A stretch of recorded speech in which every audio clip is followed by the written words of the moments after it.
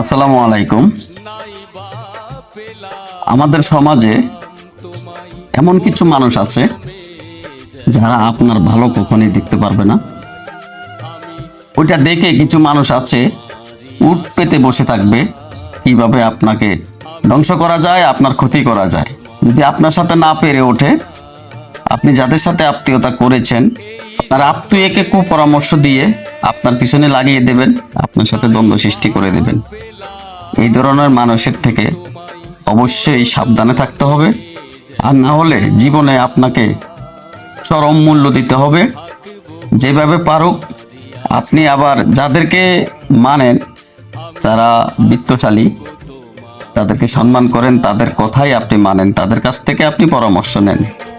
তারাই দেখবেন আপনাকে এমন পরামর্শ দেবেন যে পরামর্শের কারণে আপনার আত্মীয়র সাথে আত্মীয়তা থাকবে না, দ্বন্দ্ব লেগে যাবে, মামলা লেগে যাবে।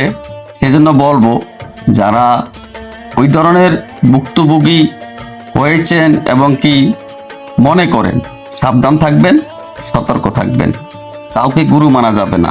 আপনার স্থানে আপনিই গুরু, আপনিই মনে করেন বড়, আপনার থেকে বড় কেউ নাই। যদি আপনি মেনে চলতে পারেন তাহলে আপনি জীবনে ওই কষ্ট থেকে বেঁচে যাবেন। ওই কষ্ট আপনাকে ছুঁতে পারবে না।